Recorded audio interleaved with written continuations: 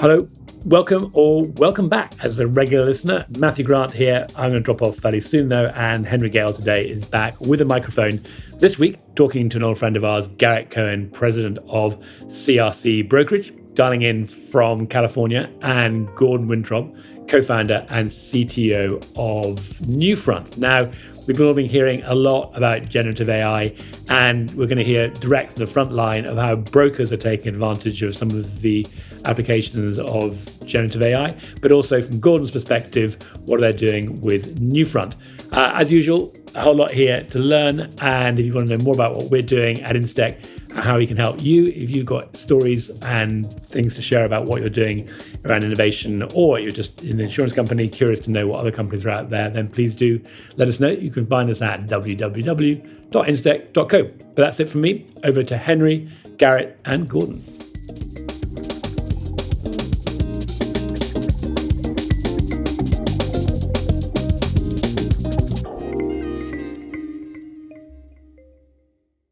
Garrett, Gordon, it's great to have you on the Instech podcast today. Thanks for having us. Thanks for having us, Henry. So I'm going to start with you, Garrett, because it's your second appearance on the podcast. You're the president of CRC Brokerage, and CRC is one of the largest wholesale insurance brokers in the US across lots of different lines of business. You're also an enthusiast for technology and innovation, and investor yourself in various startups in insurance technology and other areas. And the last time we had you on the podcast was pre-ChatGPT. Now we're post-ChatGPT. Everyone's talking about AI and generative AI much more than they were then.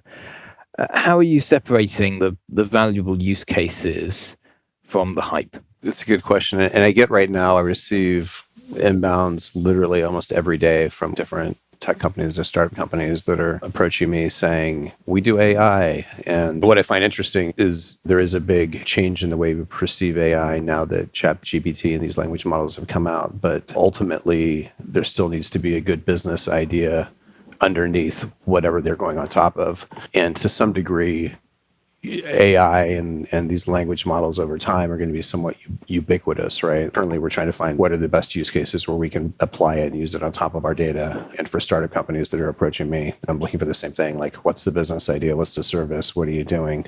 And we're going to get into the details of some more of those use cases in the discussion. But when we were talking about, Garrett, generative AI, a little while ago, you said, we've got to talk to Gordon. Gordon's a good person to bring on into this discussion. Tell me, why have you invited Gordon onto the podcast? So I'm an early adopter. I'm a technology enthusiast, but I'm also not a technical person, and Gordon is. And he's also been at the forefront of some of the thinking and the discussions I've had around like what are use cases that are actually useful and where can brokerages get a benefit. Knowing that he had been involved and Newfront had been involved in some of what they were approaching, I thought he'd be a great guest. So you're the co-founder and CTO of Newfront, Gordon. Could you explain the company, give a brief overview for those who haven't heard of it before? Yeah, sure thing. The quick background on Newfront is we're building the modern insurance brokerage. And unlike a lot of other startup disruptors that have entered the space that have tried to take the approach of how do we replace people, we're big believers that the commercial insurance industry is really built on people and relationships. And we've been very focused on how do we build a software platform that supercharges those people? How do we empower them to deliver a better experience to their clients and just have a better time at work? And applying AI is something we've been working on for the past 6+ years since we started the company. And now with these breakthroughs in large language models, it's been a really nice accelerant to that. And I do need to shout out Garrett. He's been an awesome advisor and supporter from the very beginning. So we're big fans of Garrett and CRC as well. Gordon, can you give an example of how you're using generative AI internally to, as you say, empower people with their relationships and doing their business in insurance? If you zoom out and you think about what is the function of an insurance brokerage, we think of it as this data processing factory where you have unstructured data out in the world, information about businesses and their assets, their risks, their exposures. And then on the other side, you have the insurance markets, right? Information about pricing and coverage details and limit. And it's our job to take that unstructured data on one side and map it into the insurance world on the other, and then go back in the other direction. And so we have lots of workflows in our product where we've been having people do that, right? They're copying and pasting information out of a spreadsheet or out of a quote document or a policy PDF. And increasingly, we're able to change those workflows. So instead of having a person do it, you have a large language model initially parse the document or parse whatever unstructured information, and then have a person just review whatever comes out. And it can really help them move that much faster. So for the broker, they're sort of taking away some of the more tedious aspects of their job, I suppose, rekeying data from document to document and focusing on the transaction and the areas where they can add the most value. Yeah, that's right. I mean, it's rather than having them spend more than half of their day on essentially doing data entry and email follow-up, we want them talking to clients and providing that strategic advice that they're really great at, not being a data entry person. Garrett, what examples are you seeing that are most compelling of how generative AI can change broking? We've been collecting underwriting data for approaching 10 years at CRC. You have areas where there's unstructured data, and then we've done a good job of creating structured data where we've been able to build a lot of information on the submissions that we get or that we place. And so when we look at the models of what we're trying to do, we are looking at things Gordon talked about as well, as what are these workflows, what are these tasks where we can either make it easier to get the submission information in, the company information in, and that could be a blend of taking stuff that comes into you in an unstructured way through PDF applications, but also it can be working with tech companies that are starting to aggregate data from independent sources about the customers that we have. And so you get this front end where we have a lot of different data that we're trying to collect to build a good submission, to build a good structure and understand the company. On the back end, we've done a very good job of being able to map already what we have as far as what's happening in the marketplace. So we can completely reverse underwrite the excess and surplus market and the areas where we're placing coverage. We really have a very good idea of what's happening there. So presently, we're able to put a new submission in most areas and be able to make recommendations of these are the markets that would be most interested in that type of risk going based on recent lookbacks. And we could do different types of lookbacks, and our brokers have that ability. Where it starts to get interesting, I think, over time, as these models get built out, is we're not too far away from the day when somebody from Newfront can send a submission into a box on a weekend. That data comes in maybe in an unstructured format. We structure it. We're then able to potentially go to market over the weekend without a broker touching it. Certainly in some areas that we've already got built, like right now for cyber, we have APIs set up. You can get automatic quotes. So somebody can come over the weekend, you can automatically get quotes. It could reply to you and say, oh, I see that you're from Newfront. We have a pre-agreed Newfront formats set up. Are you happy with the quotes that we have already? Would you like us to get some more? By the time our actual broker shows up in the office on Monday, they might have a full submission that's been quoted and potentially bound. They might have a submission that's gone out and they need to go to more markets because the generative AI, these language models can say, would you like me to go to more markets? I know that 8 other markets, other than the ones that we have API quoting with, might be interested in this risk. And so we could really advance these things and things that process would have taken several days before to get to that point of either having a submission out or having a submission quoted. Now we can potentially do all of that automatically. And like Gordon was saying, let our broker then call up on Monday and say, hey, we got this submission in. I see that you have 7 quotes already. Are you happy with those? Do you want us to go to some more? There are 6 or 7 other markets. And you can still have that human soft touch where there is much more value than you would otherwise see. So I think when you start thinking about language models, I don't know if they replace jobs. It will replace workflow tasks, right? But it allows people then to be spending time on where there is value, where there's revenue generation, where there's customer benefit. And so I think those are the type of things that we're looking at. Another part of it that's interesting, and I've always struggled with this. I've seen startups before, and this is before the language models got popular, say, oh, we're doing all of this stuff with AI, and AI gets thrown out. For AI to work well, you have to have data. And so in some cases, new companies, they're saying, oh, we're using AI to do this or do that. It's sort of fake, right? Like they don't, unless they're buying data from somewhere else, they don't have the data to do things with. Being a large company like CRC is, we benefit from that a bit, right? Our ability to use AI for more stuff is pretty broad. And so we're trying to now figure out what are the things that we build, where do we partner with other companies where there are things that don't make sense for us to build, but it's stuff that we would still like to have. I do think that the companies that are in the best position to benefit, from this breakthroughs in large language models are the ones that are sitting on the data and workflows to actually take advantage of it. If you're a brand new startup with just access to GPT-4 from OpenAI, it doesn't work that well out of the box, right? A lot of the actual breakthroughs in terms of helping empower professionals comes from having really great data and fine-tuning these models or coming up with smart prompts to take advantage of the data set that you're sitting on top of. And, we're talking about an insurance transaction which often has a very long value chain and lots of different people handling it and changing the data in various ways.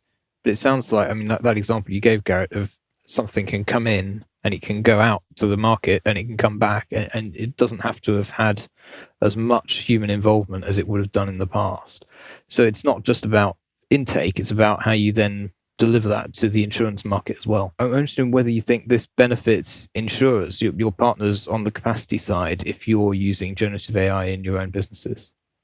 We're trying to get to the point where we can use generative AI to kind of help with our submissions and improve that, right? So you get all of this data in and it's all kind of unstructured, and maybe you can start structuring it in real time, kind of as the submission is being built. Ultimately, carriers like to get things in a way that is easy for them to get through it. And there's different levels of that. Originally, when we thought about APIs for submitting, the logic was like you were thinking about automatically quoting. Well, like 5 years ago, I would say API in a meeting and people would look at me like a dog that heard a funny noise. Now everybody seems to know what it is. But I think the next phase was API equals automatic quoting. But what carriers have realized now is that, like, if you get stuff in via API in a structured way, then it's much easier for you to parse that data and focus on the stuff that's important to you.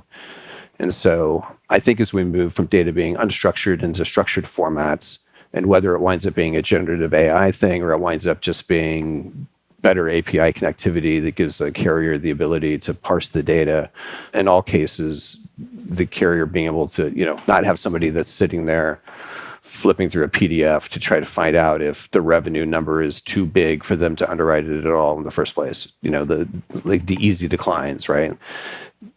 That's stuff that hopefully in the next couple of years can really start to be streamlined and will benefit the carriers, because then they could really be focusing on the areas that they have the highest level of interest. I think that it's an uphill battle to convince carriers to change how they operate, but I think by Newfront leveraging LLMs, it's a great way to ensure that we are providing the highest quality submissions with the most accurate data in a very easy to consume format, regardless of how those carriers want to operate. So it's not like we're asking our carrier partners to do anything different. The difference is that now, regardless of where they're receiving that submission and which office from which of our hundreds of colleagues across the US, it's always the most accurate data and it's always extremely fast. And it's because we're using large language models to fill out the forms that they're receiving and write the email that they're receiving, not having people type that in meticulously, painstakingly. Yeah, we spend a lot of our research and writing talking about how insurers can manage the different formats of data they're getting in from brokers, and I think they'll be encouraged to hear that you guys are changing the way you operate, and of course have got the technology to be able to do that. But it could also benefit the customers as well. I know, Gordon, when we last spoke, you had some examples of how you'd implemented some generative AI that was actually helping, I think, commercial customers of yours. So we've actually been surprised. So when we started applying large language models, more than a year ago, we were thinking, wow, this is really going to change our operations and how we work internally. And that's definitely true. The opportunity is there, but we think there's an even bigger opportunity in terms of different client experiences that large language models unlock. One really good example is on the employee benefits side. We've built a AI-powered benefits assistant. So we work with about 20% of all US tech unicorns, and a lot of them use Slack for instant messaging. And this benefit assistant lives inside of their Slack instance, and it answers employees' questions about anything HR related. So it's an assistant that's trained on their HR handbook, their employee benefits guide, all of the plan summaries from the different insurers. And what's been so cool is it's helping the HR leaders at those companies. It's saving them about a month per year on average because this AI bot is automatically able to answer employee questions just around the clock. And so it's a really cool example of something where we're able to harness AI, generative AI, to give clients a totally different experience, something that they would never expect from their insurance broker. We've been working on taking in all of Instech's sort of podcasts and other data and information and turning that into a bot that we can ask questions about and find out what did Garrett say on the last podcast about blockchain or other topics. Garrett, what do you make of Gordon's example? Are there other ones you can think of how the customer can benefit? Yeah, there are. And I kind of talked about the customer efficiency, a minute ago when I was talking about areas where I could see it going. So I think policy checking, right? Like that's a big one. Yeah, I'm about to do a placement, and does the placement have the best terms and conditions? Or if you're this one startup that's getting going right now called Power Broker, and they're targeting a number of different workflow areas in insurance, but policy review is a big one. It's an area that relates to production for retail brokers because if you want to pick up the public D&O account, you offer to review the coverage and then we all make lists of how terrible their current placement is. Right now, that work takes a lot of time. In our case, the customer, of course, is a retail broker. So if there's tools like that we can help develop and the retail broker can use them. Anywhere where there's like something that's complex that doesn't come up a lot, like today we were talking about being able to use it for regulatory issues. We're placing business like all over the US. There's different taxes and fees. There's different rules about how much of a fee are you allowed to charge. All of these types of things are like pretty complex. And our brokers and our retail brokers we trade with are all working like really fast on the fly. We're placing things in all 50 states or places like Puerto Rico. And that's a spot where we could put a language model on top of these regulations, and it'd be awesome. And so kind of similar to what Gordon was talking about, where you've got this kind of complicated benefits space that has a lot of questions and takes a lot of time. Anywhere where you can take all of that data and put it somewhere where it can be analyzed and then turned into something that very quickly somebody can ask questions to, where it's like, I'm making a placement in Puerto Rico, I want to charge a fee that's this much, I don't know how much taxes, how much in taxes I need to charge, and they can reply to you. Like that's pretty cool. Yeah, we've definitely been tracking as one example of some large insurance companies and brokers starting to do their own in-house ChatGPT, working with Microsoft or getting the premium version for their employees, where they can, that means they can ask generic questions and sort of use ChatGPT in a way that's not giving away their data or maintaining that level of control. But the next level after that is that a bot that actually knows all their company information? I don't think many of the large companies have got there yet, but it's probably something to look for in the next coming months and years. Yeah, it's an interesting area. One of the issues that we've had as a company is we have a lot of data, we have a lot of volume. There were a lot of startups that were like, hey, use us as your trading platform, and we're going to take all of your data and we're going to monetize it and use it with everybody else. We never really subscribe to that. Like our data is our IP, or it's the IP of our trading partners, and we need to be protective of it that way. And so we need to really control that. And so, one of the things, we're pretty good at analyzing our own data and looking at it internally. But an area that's difficult is how do we then share that data with our partners so that they can see kind of what we want them to see. So we have a bunch of carriers that are bigger partners with us than others, and maybe we want them to be able to very quickly find out who's placing different types of business that they might be interested in. They've had great loss experience on environmental, and they really want to push environmental, and they need to know quickly, like, where do I go for that? Who can do that? That's probably data we would like to share with them efficiently. And it's an area where a language model could work really well for them, where they could say, I want to target this type of business. Where do I go? For us, we might choose to open up some of that data to them so that they could get it efficiently and see it efficiently and get those answers without having to do the process we do now, where they call one of our guys and our guy calls somebody on his team who then does the running of reports. And then they set up a call a week from now and they walk through it together. Being able to build that connectivity easily off of language models is something that I see as like a huge opportunity for not just us, but like our whole ecosystem, really. And so like Outmark is kind of starting to focus on that, which is sort of a fun space. What about you, Gordon? Is that something you recognize or focusing on? This idea of the data connectivity Yeah, we definitely see that as a big area. Like I mentioned, sending carriers a more complete submission where everything is filled out in a fully automated way using generative AI. That's a big unlock. I wanted to bring up though another example of something that's actually client facing. So for customers actually buying insurance, a product that we're about to launch and just piloting with a few customers internally is actually our AI contract review product. So it's a common thing we see where clients will receive any sort of third-party contract. Maybe they're about to close a big enterprise deal, and it will have insurance requirements. And right now, they'll send those requirements, or they'll send that whole contract to experts on our team who will parse out all that information and review it. And it's obviously a very laborious task that potentially creates a lot of errors.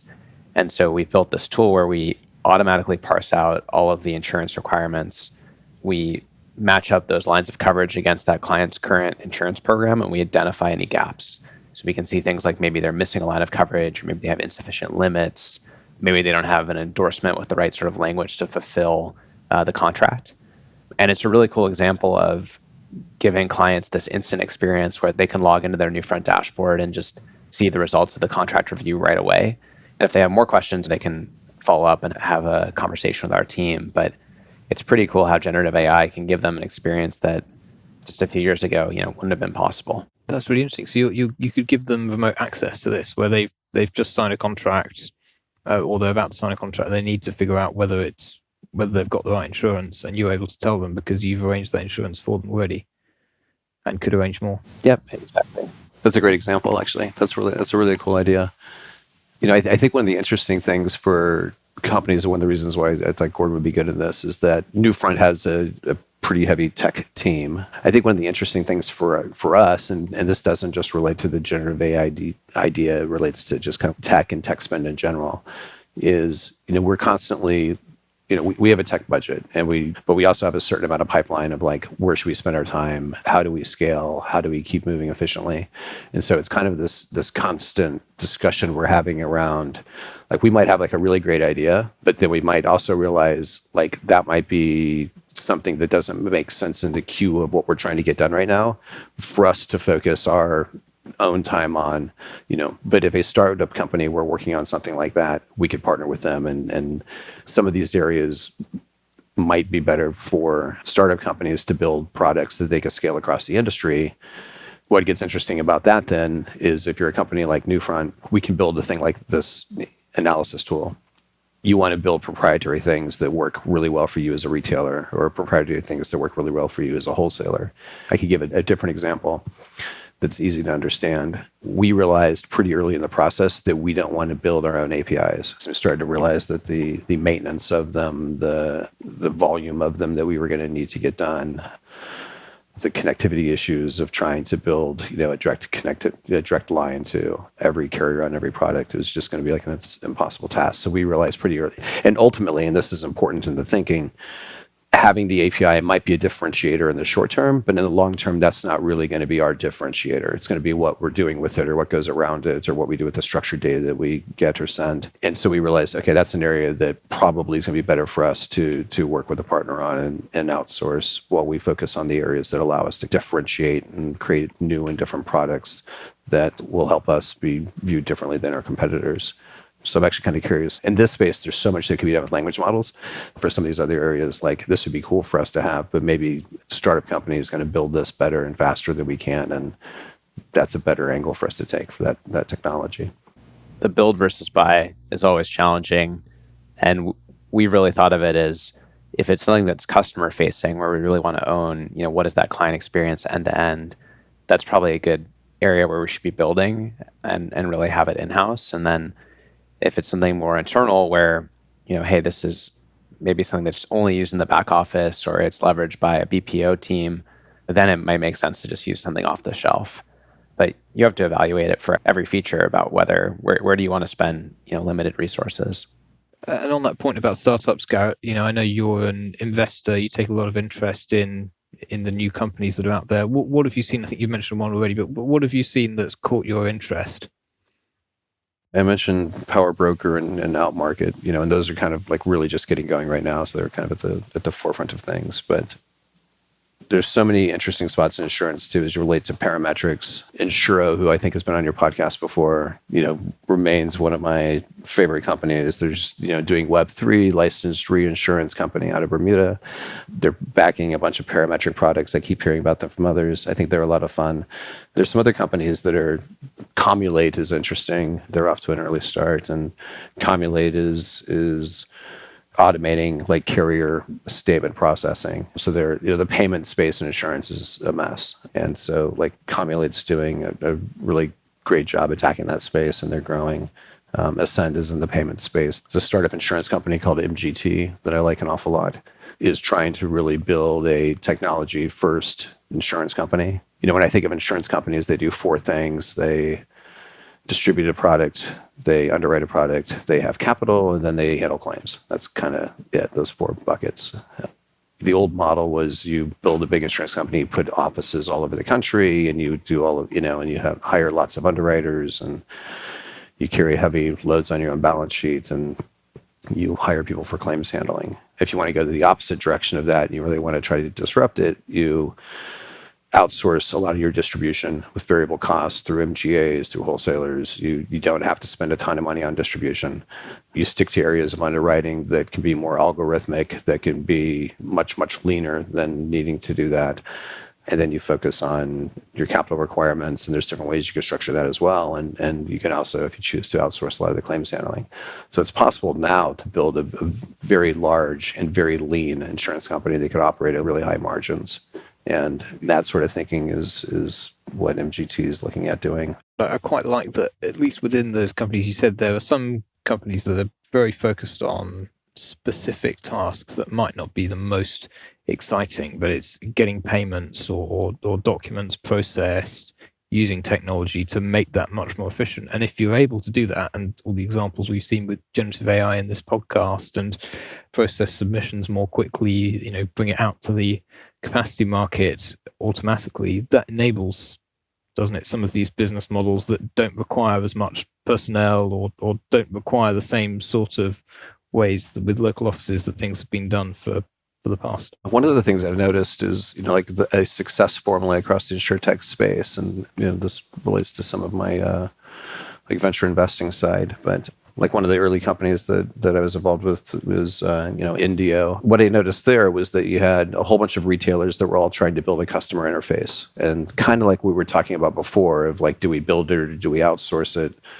I realized that a lot of the retailers, and when I was talking to Mike Furlong, the founder of the company, about it, like a lot of the retailers were all trying to do this on their own, and they were all kind of doing a mediocre job. And we realized that, there's a big open space here where you could build something that could scale across the insurance industry. It's like this niche-y thing. Like, how do you get them to fill out applications easily? And going back to kind of this formulae idea, for me, what I really like is when I see a niche-y space that's scalable across the whole industry. And I like it if it's SaaS. And then if you have some founders that are like likable people that are smart and that people want to work with and do proof of concepts and help them develop and help them build their product, like that combination of things tends to work really well. I think there are going to be a lot of areas around generative AI and these language models where this is going to be like a big question. Like, do we try to build this thing ourselves, or is this a better spot for some other company to come into this niche, build out a great product? And the scale of it, when you take it across all the insurance companies, all the insurance brokers, winds up being so big that on its own, this little niche thing can actually be a highly valued, scalable company. To me, that's where the startup ideas get really interesting. Gordon, I want to come back to generative AI because you've told us some examples of how Newfront has actually been using it for your customers live in production. The question that always comes up is, how do you manage the right sort of data privacy and governance that you need to do that in production? How have you got around that, and how have you made it work? It's definitely something that's top of mind. I mean, we're very focused on data privacy and security. We recognize that our clients share with us, some of the most sensitive data that they have, information about their financials, their employees. I think that gets into that build versus buy conversation. When you're deciding which things can you use off the shelf, where you're potentially going to be sending data to a third party.